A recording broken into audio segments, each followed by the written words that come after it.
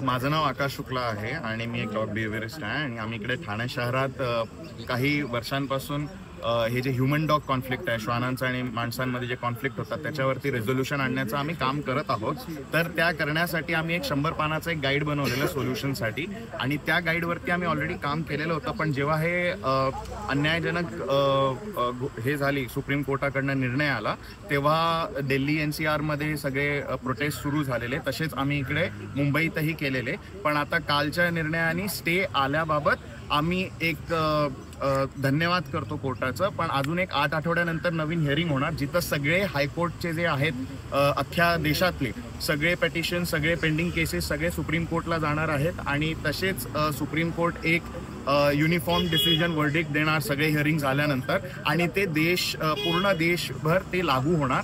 तसेच आमचे इकडे आव्हान आहे ठाणे शहरात आणि आपल्या स्टेटला, कारण आम्हाला हे कळण्यात आलेलं आहे की आम्ही एक प्रेसिडेन्स जर चांगला सेट केला, जे आम्ही ठाणे शहरात करत होतो, जर हे स्टेट वाईड इम्प्लिमेंट झालं आणि हे सोल्युशन आम्ही लोकांपर्यंत पोहोचवले, जे आहे मास अवेअरनेस, मास वॅक्सिनेशन आणि मास स्टेरलायझेशन, फोकसिंग ऑन मास अवेअरनेस, जर हे जनजागरूकताची विषय लोकांपर्यंत पोहोचले, एस्पेशली सोसायटीजमध्ये आणि मुलांकडे, शाळेंमध्ये, कारण सगळ्यात जास्त चावण्याची घटना शाळेत मुलांसोबत होतात, म्हणून मुलांकडे हे पोहोचणं खूप गरजेचं आहे. आणि हे आमचं आव्हान आहे सगळ्या टॉप अथॉरिटीशी की इम्प्लिमेंटेशनची नोंद करावी आणि ह्याला इम्प्लिमेंट सगळीकडे करावं आपल्या स्टेट वाईड आणि आपण कोर्टात हा केस जिंकू. पण ज्या प्रकारे कुत्री चावण्याच्या घटना ज्या आहेत वारंवार घडताना पाहायला मिळत आहेत, रेबीजच्या संख्या देखील वाढलेल्या आहेत, इंजेक्शन जे आहेत ते ग्रामीण भागात उपलब्ध होत नाहीयेत, त्याकडे कशा करतो? सो त्याकरता आपल्याला वॅक्सिनेशनचे रिसोर्सेस वाढवायला लागेल. पण फक्त वॅक्सिनेशनचे रिसोर्स वाढवून उपयोग नाही. जो कोल्ड चेन आपण म्हणतो, जे वॅक्सिनेशन स्टोरेज असतं,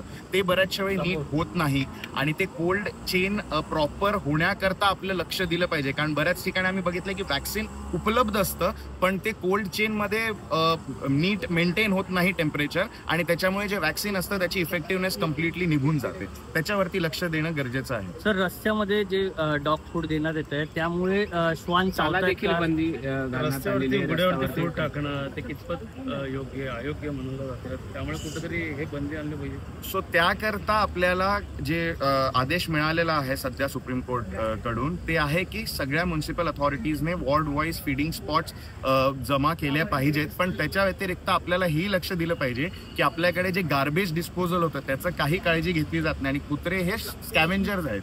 ते गार्बेजवर तुम्ही किती खाणं द्या ते तरी एक मेलेला उंदीर खाणार, ते गार्बेजमध्ये जाऊन तोंड घालणार. तर जर गार्बेज डिस्पोजल आपलं क्लिअर होत नाही तर आपण कितीही फीडिंग स्पॉट्स केले तरी ते इकडे तिकडे पसरणार आहेत. तर फीडिंग स्पॉट्स करणं गरजेचं आहे आणि आपल्याला हे महत्त्वाचं आहे की त्या फीडिंग स्पॉट्सना जे रजिस्टर्ड फीडर्स आहे हे रजिस्ट्रेशन झाले पाहिजेत. आपल्या ठाणे शहरात झालेलंही आहे ह्याच्याबद्दल.